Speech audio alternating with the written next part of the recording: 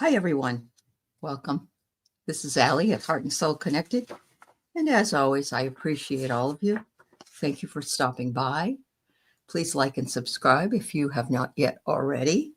I'm about 70 away from 10,000, and I'd really love to have you in my community. I'm going to talk a little bit today about how past life experiences possibly shape our current reality. And if you are interested in getting an Akashic Records reading done that can offer insights into other lifetimes that you have traveled, please let me know at heartandsoulconnected.com at Gmail. And we can set up an appointment. It's $44 for half an hour.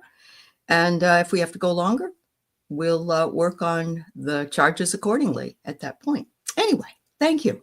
Have you ever wondered if your past life experiences are haunting you in this lifetime? Well, you have a very good reason to wonder about that, because it's a pretty wild idea, but some people believe that our personalities, our behaviors, and even our life choices can be determined by the things we have lived or done in a past life. Have you ever felt an inexplicable connection, let's say, to a certain place or period or person? Or maybe you've had recurring dreams or memories that feel kind of off, not really a dream, and certainly not part of your current reality that you're living right now. Some people believe these experiences are more than just coincidences. They're synchronicities, as Carl Jung called them, and they're evidence of past life experiences that could be influencing us today. So I've read many times that sometimes people have certain marks on their body that we would call birthmarks. We would have different areas of our body that might feel pain in some way. And we're wondering what's going on, besides the fact that, of course, you twisted your ankle or you did something, in your normal lifetime daily activities. It's fascinating to note that many people have complained about certain ailments in their bodies or injuries, seemingly injuries, but in fact, they have a closer connection to a past life. Skeptics are quick to dismiss it as mere fantasy and imagination, but really, is there only one lifetime we ever get to live? That seems very difficult to wrap my head around. I do believe that we are immortal souls, and when our body is complete and it's time for us to move on, we do, and we incarnate in other souls. This belief has been around for many, many millennia. It's just that it was hidden from some people who wanted to control others in an attempt to make them behave in this lifetime. Everybody has their purposes.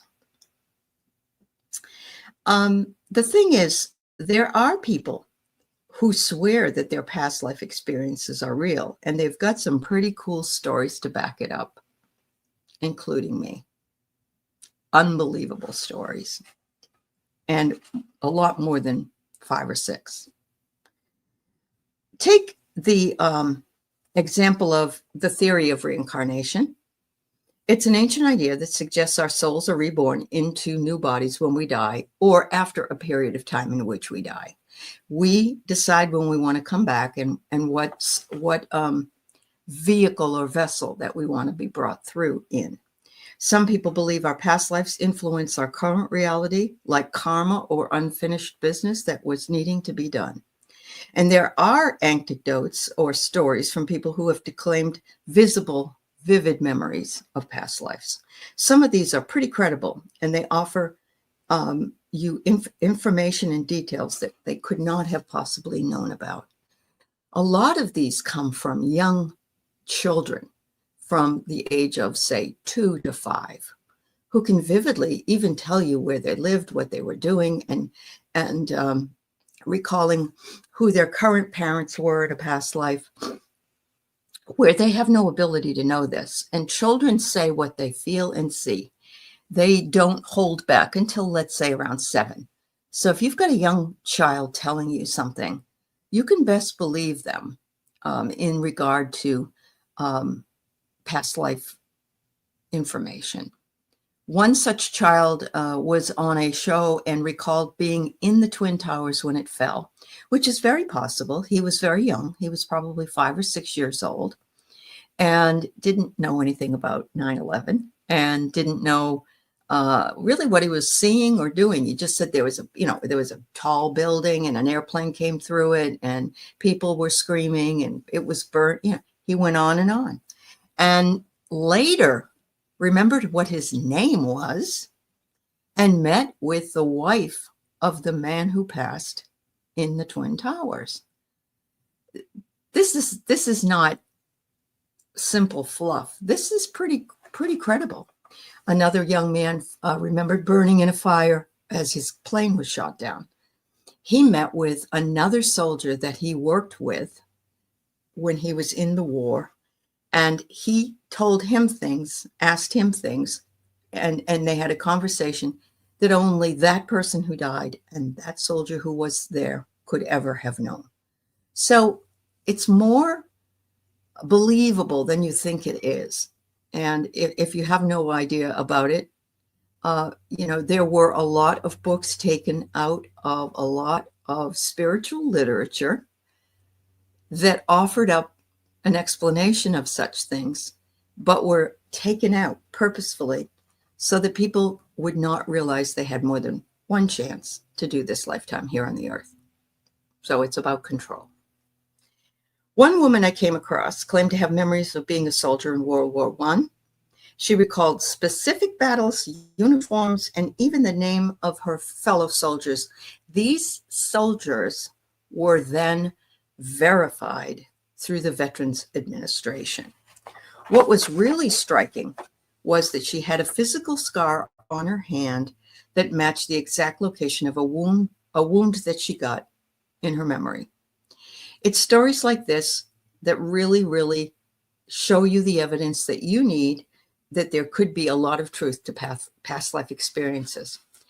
So if we only had one life, maybe two lives, oh no, infinite lifetimes. One can have infinite lifetimes. And so going into the Akashic Records, you can see some of those and what the lessons were for this lifetime. But if you also have a past life regression, which is often done by QHHT practitioners, you can you can visibly see that lifetime in a longer fashion and see what happened and get more in your own personal experience than having someone else read your Akashic Records. So there's a lot of difference in those things, but all very, very good. There was a man named James Leninger, and he was the one that was the World War II pilot. And his parents, of course, were very skeptical, but don't be skeptical of children's stories when they are under the age of 7. They tell you exactly what it is and what they're seeing. And fear should never be brought in. These children need to be able to talk about what it is they see and feel. The emotional and transformative aspects of James' story are really striking because he wasn't just recalling random memories. He was reliving those memories. And it's stories like this that make you wonder about the connections between our past life experiences and current behavior. Do you think your past lives are influencing you today? Many of you know that I have an inherent fear of fish, which is a funny thing to be afraid of. Something about that, though, has stuck with me. And over lifetimes, I have realized that I have been not only drowned and eaten by fish, but I've been left in boats or had boats sink that I was on that really tell the huge tale of what's going on. I also had one where I was a man who was a fisherman, and I brought in the fish, not knowing that they had some kind of red tide or there was something going on with them. The people ate the fish and died, and they blamed me for that. So have I gotten rid of my fear of fish yet? No, but I understand it now. And it's much easier for me to process instead of just thinking, what the hell's wrong with me? I hope this is informative for you. If you think you have lived a past life or you have some memories that you would like to share, please put them in the notes. I'd love to hear about them.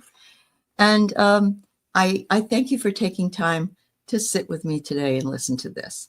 I really think past life experiences shape our current reality in a myriad of ways. Thank you so much.